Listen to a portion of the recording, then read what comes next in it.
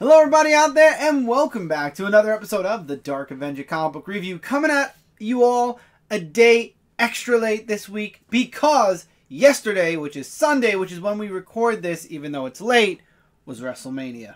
Yep. And it was an awesome event, and yes, we did watch. I may not watch wrestling a lot throughout the year, but WrestleMania is something I never miss if I can help it. So we watched WrestleMania last night, so we didn't have a chance to record the review. I mean, WrestleMania went until what, 12:30? Around 12:30-ish. So pre-review show time, everybody. So yes, we will be talking about WrestleMania. Myself, Michael, and Brent, we will be getting together and doing a 1, 2, 3 podcast on it sometime later this week over on Comic Frontline. So if you'd like to hear our thoughts on WrestleMania, that's where you'll see them. Undecided if it's going to be a live show or a video. We're leaning on live show. We'll have to wait and see what happens later on in the week. For Michael and I, this has become a very busy week over the course of the past 24 hours.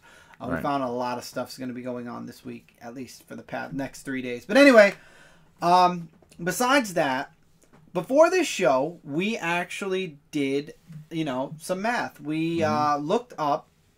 This is the 400th. I don't know what is it with me and 200. There's something about me and 200. But anyway, 400, because we're hitting 500. I know you don't go from 2 to 5. So it is the 489th episode. What you're watching right now is 11 episodes away from 500. When we finish this episode, it will be 10 episodes until we hit the 500th comic book review. Now, if we continue from this week and go all the way through for the next 11 weeks, this review will end. It will hit its 500th and final episode on June 19th.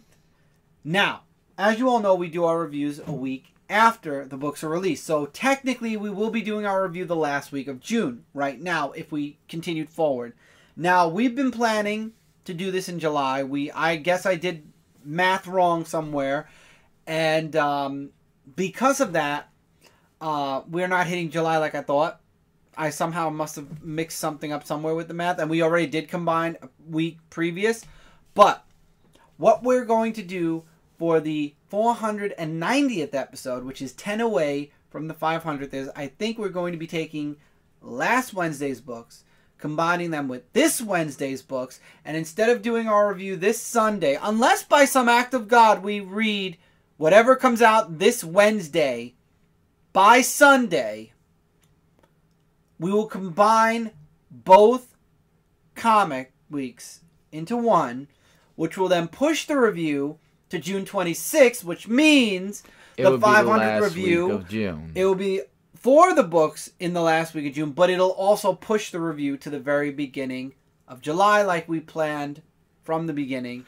I mean, a great way to end June. Yeah, definitely. June. So it's basically to end June and also to start in the beginning of July. With summertime also here as well, because every solstice is 3 months. So it's ending. So it's ending. It's the last week of June, but it's actually still going on in July in the first week, like we originally planned. Right. So that's what we're going to be doing. So if you do not see a comic review this coming Sunday, it is only because we decided to combine both weeks and we didn't have a chance to finish reading all the books that came out this past Wednesday. Now, I still have, looking at the books that came out last Wednesday, not 2 Wednesdays ago, I still have quite a bit to read. So I'm hoping to finish this past Wednesday's book. So when this week's Wednesday hits, from 2 days from now... Well, that is too much to sink in. I'm hoping we're able to read all of those books, and this way we'll just do a huge combined review, like I said. So, fingers crossed. Let's hope that we can do it this week. If not, we might miss this Sunday. We'll be back next Sunday. We will do the 490th episode, and then from that point on, it'll be every single week from that point on. We just kind of want to push the review one extra week, so we end the first week of July, and like Michael said, we end finishing an entire month's worth of books. Now, I'm positive that certain events are still going to be going on. Doomsday Clock is still going to be going on. I think that we will make it to finish Heroes in Crisis by the end of June, I believe. We'll see when we get there. I believe we will.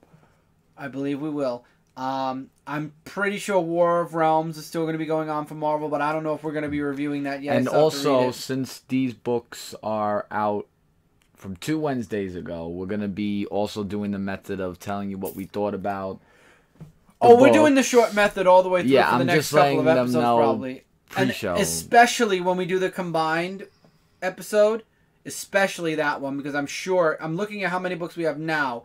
You double that, that's right. We are definitely doing a very short, our short amount of thoughts for each book, for sure, for the next episode especially. Same with this one, same with the ones all the way through till 500. I think 500, first of all, I would like 500 to be a live show. So we will be doing it live. But at the same time, I don't know if we'll do it as a live show because I like the quality of doing it as a video. So I don't know if we're going to try to do a combination. Like we'll go live using one device and record using the computer. This way we have a really nice version of the video and a live show. Or doing a video of the review and then doing a live show directly after. I don't know, but I definitely would like to do a live show along with the review. So if we don't do it, the review as a live show, we will do something after the review as a live show. So stay tuned to find that out too. I'm still debating because I love doing it as a live show, but I know that the quality takes a bit of a dip sometimes. So it really depends on if I can fine-tune Google Hangouts to work nice for us for one review episode. I would like to do the episode live though, so if we don't do it live, just know it's because I tried everything and it just wasn't working out. But that being said, we are 6 minutes in. I think we talked about this enough. We'll be talking about WrestleMania soon. Michael. Yep. We had a lot of books. We did. So how many? And I already said it was 2 weeks ago, but you'll give the date. Yes. So for this review, we have 14 books that we are going to review. That's not that bad. And all of them came out on the week of March 27, 2019, the last week of March. So we concluded March. So I'm going to start off with my book, actually, and all the independents are my books for this week. So you're good. Yeah, I know. I'm surprised. Next week, you know what? It makes up for it next Wednesday because I already looked at next Wednesday. Because last week you did 2 books, and I think I did 2 also. Yeah, but no, I'm saying I know what came out this past Wednesday, and I'm going to be making up for it. But yeah, so Teenage Mutant Ninja Turtles Urban Legends issue number 11. So this one is just where we find out the new villain that has attacked Donatello, Malcolm Dragon's still in there, and it's basically the vocal point of Donatello and the new villain of this, I think Deathlock it was. And he's saying that you're just alive because of the whole robot thing. So it's just basically going back to what the first issue when they were at the falling point and saying how he survived. That's basically what the whole book was talking about. Enough said for a summary. Now, I don't know why they're not ever giving me this cover because I don't know. But Bloodshot Rising Spirit issue number 5 is just shown right here. And in this one was a real great issue. This one actually talks about where he's going through experiments still and how he was trying to reunite with his wife and his child, telling him to kill these people and everything with the spirits. The next issue will start a new story arc, Ray Garrison. Okay. I think that's what the name of it is. Like, this is the end of Rising Spirit, I believe, for this volume. And then we're going to go into a new Bloodshot series, which I think should be happening very soon, actually. Okay. So I'm really excited about that. And I don't know why these things keep coming up. I saw that one. I really like this also, the WrestleMania 2019 special. This was awesome. And I'm just going to tell you the stories that it has. Like, I'm not going to go through it. Yeah, you don't have to go through the story itself. So the first story was Queen versus Empress. That was Asuka versus Charlotte last year, where Charlotte defeated Asuka, ending her streak of 2 years being undefeated. It was a background story. Yeah, basically that. Then there was the Destruction of Brothers. That was kind of a little with the Undertaker and Kane. We had so much. And we also had that OGN of the Undertaker and Kane, so I felt like that really was too much. Yeah, that was like a little bit of a part. King Without a Crown was... King Without a Crown. What was that one? That wasn't my show, man, was it? No, it was No, I don't remember that one either. Wow, like, but the artwork in this is drawn absolutely amazing. In this story. King Wild Crown was, I think, Shinsuke Nakamura. Yeah. Shinsuke Nakamura when he's about leading to him going to the heel turn. Right, facing AJ and how he got there. The last story hit me was the best. That was Shawn Michaels and the Ric I'm Flair. Sorry I Love You thing when it was like where Shawn Michaels admired Ric Flair years ago, and they had this last match with each other where he said his final words like, I'm sorry I love you. And he was trying to tell him that before the match too, but that hit me so hard, that issue, because I remember seeing it and now knowing the background of it, that's what hit me hard, because now I'm like saying, oh, that's how it happened, you know? And that was like really just something else, definitely. Yeah, it was a good And that's it for that, so now we're going into Big Two. Marvel first, as always. Fantastic Four issue number 8. The Fantastic Four are now prisoners to Doom, each one in their own specific type of prison, you know, and Dr. Doom, of course, explains all that out. And you have Franklin, who actually leaves. He literally walks out the door. He's like, you know, I just want to take... I like how he dyed his hair black, by the way. I don't know if I mentioned that before, or if I know... I didn't notice that until before, but I like how he's out. He finds out about his parents. Now he wants to go help. So does Valeria. But they're prisoners the entire time. We get Doom's plan. We find out what Doom is doing, and then he puts out a televised thing about what he's going to basically execute the Fantastic Four on TV. So he's fully back to his evil ways, so to speak. And then finally, Sue puts his plan into motion. Dr. Doom, I like how Invisible Woman makes his suit go invisible, and now they're going to break free and fight Doom in the next issue. It's going to be interesting. This took me by surprise, and I might actually go back just for the main story, not to read all the side stories, just to get the main story with Wolverine. Marvel Comics Presents issue number 3. I just grabbed it to read, just to read it, you know, because I saw it and I was like, oh, okay, Spider-Man, Cap, and Wolverine. I mean, it looks interesting. So I went and read the book. I liked it. I really did. I like Wolverine as the main story. I like his main story that's going on. I like the Captain America story was enjoyable. And then Spider-Man's one was really good as well. So all in all, I enjoyed it. Again, for a $5 price tag, though, I do agree with Mike Spider-Slayer. It is a lot of money. I don't see this book lasting long because of the price tag. And if you were to read this, I would say wait for the trade. I'm afraid, though, that the trade will just be as expensive as the single issues. But, yeah, a $5 price tag on a book once a month. The book has to deliver flawlessly for, I think, fans to really be attached with it. I enjoyed it, but would I say it's worth $5? Can't say that, but it was an enjoyable read. And the art was really good. Amazing Spider-Man issue number 18.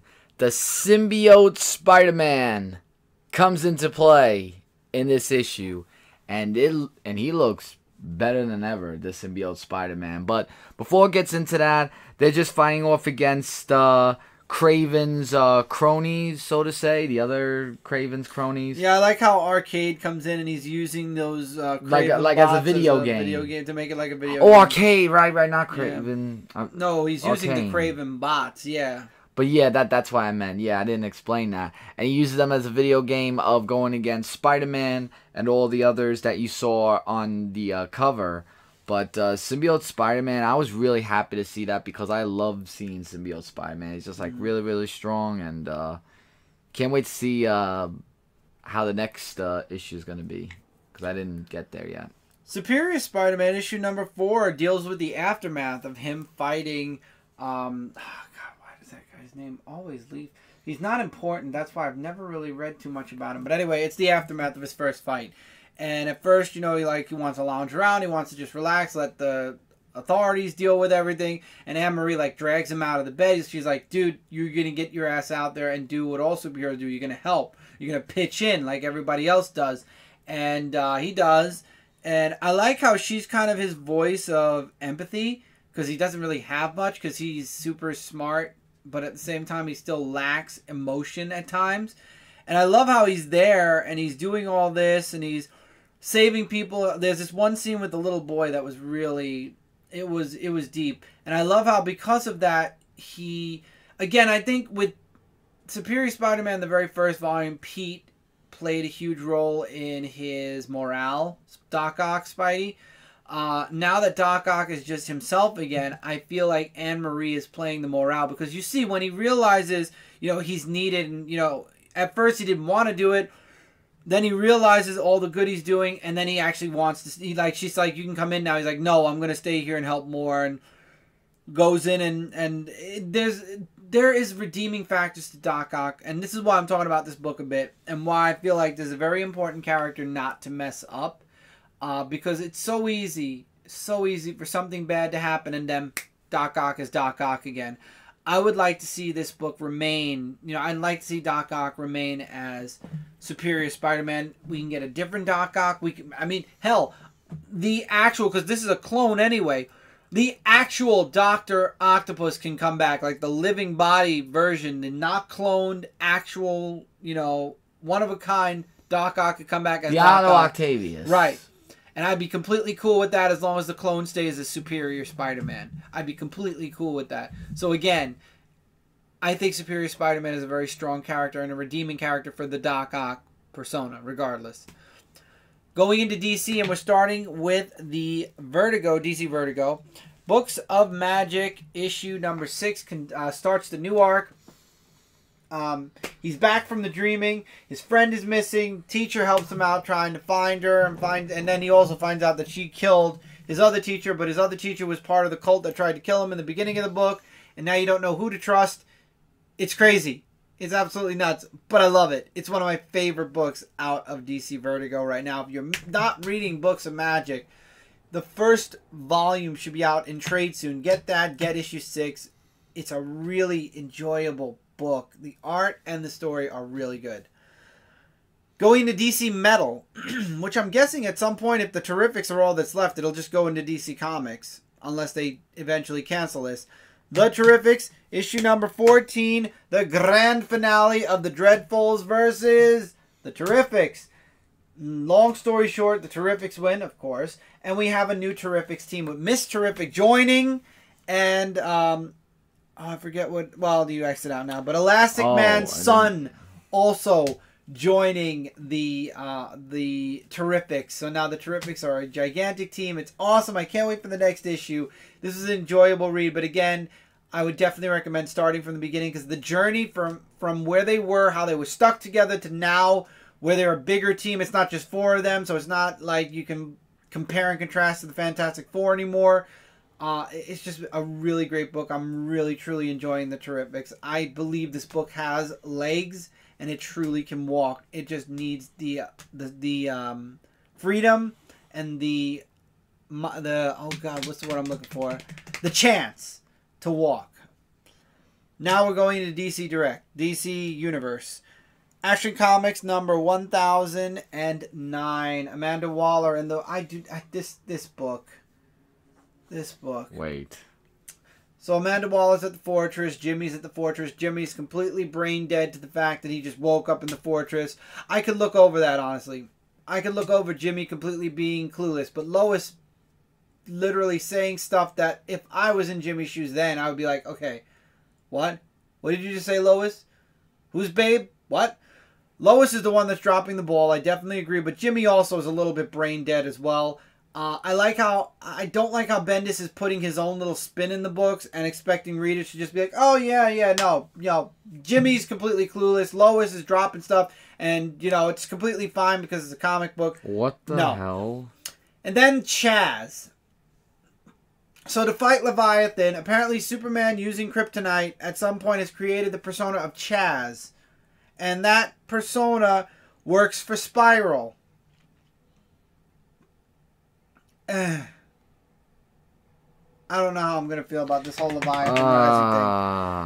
I don't know how I'm going to feel about this Leviathan Rising thing, but I don't know.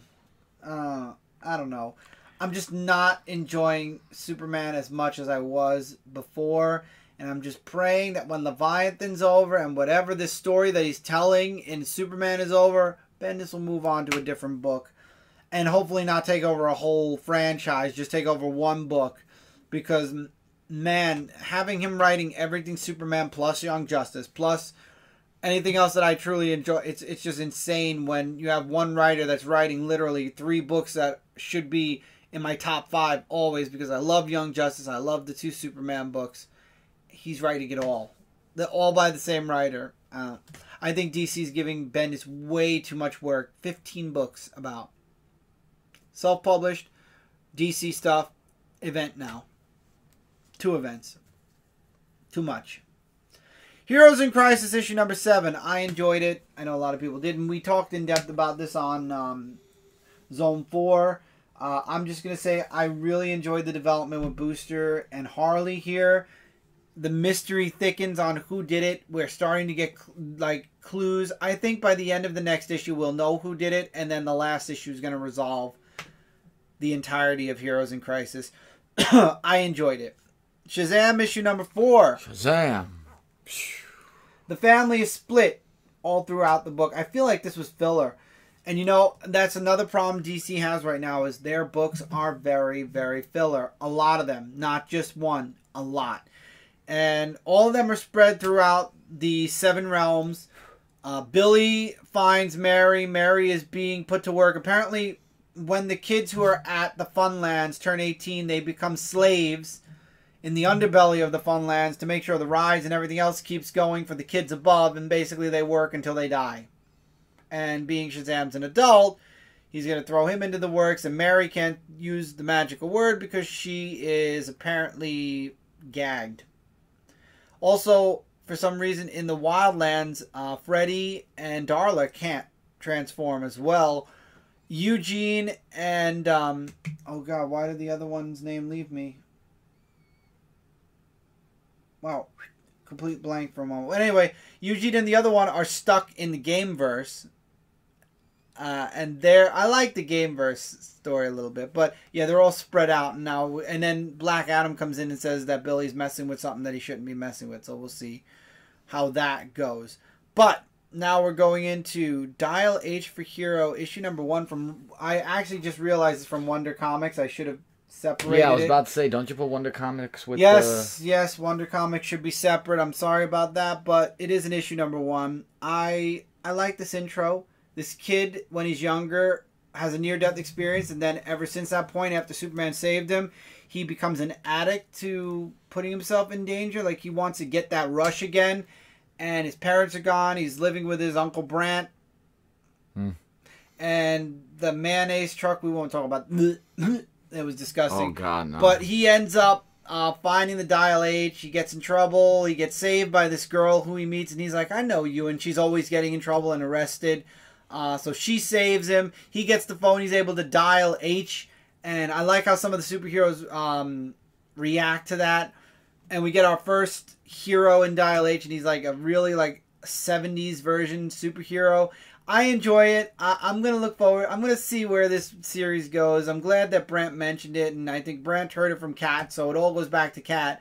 I loved it. I loved the first issue. It was definitely a really good setup, so I'm going to continue reading it. I believe the next issue is set in manga form, and I love manga, so we'll see. We'll see where Dial H goes. I'm going to ride it out for a bit. And then finally, Detective Comics 1000. This was another huge 1000 club. This was a huge week.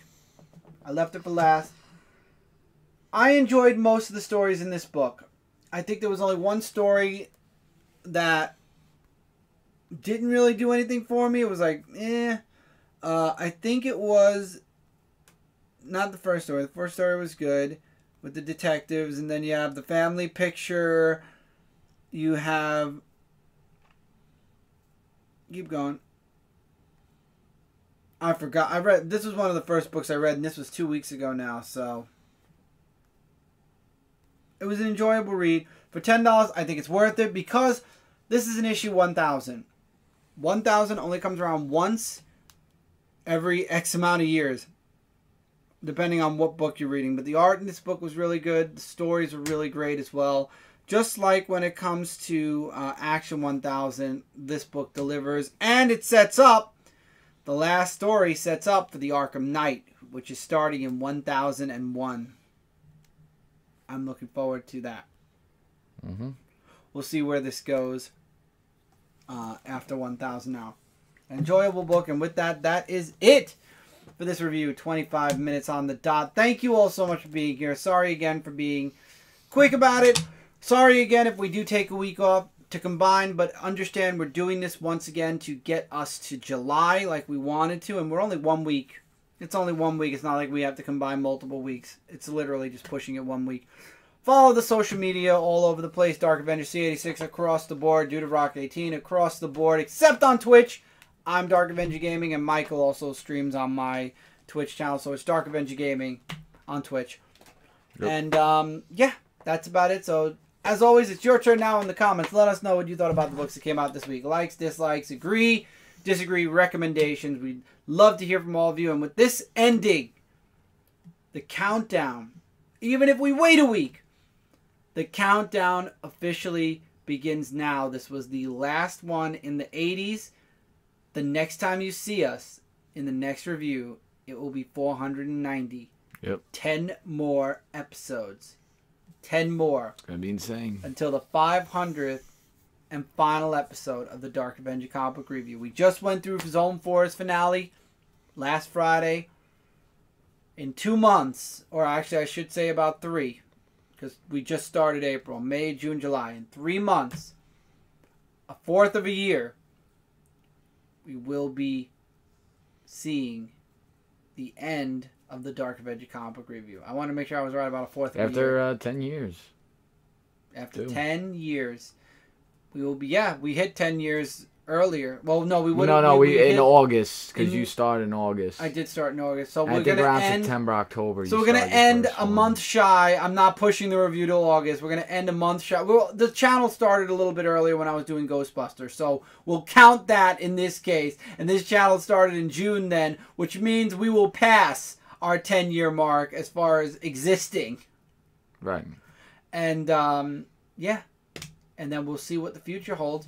But the future is going on right now over on my new channel. 93 subscribers. We are only 7 away from hitting that 100 subscriber mark and me being able to put a URL on the channel. So this way you're able to find the channel easily. If not, until then, link in the description below for the new channel. There's a bunch of unboxings up there right now. There's a new one that's going to be going up on Thursday or Wednesday. I have a final one that will be coming up on Friday or Saturday. More than likely Saturday, just to push it an extra day.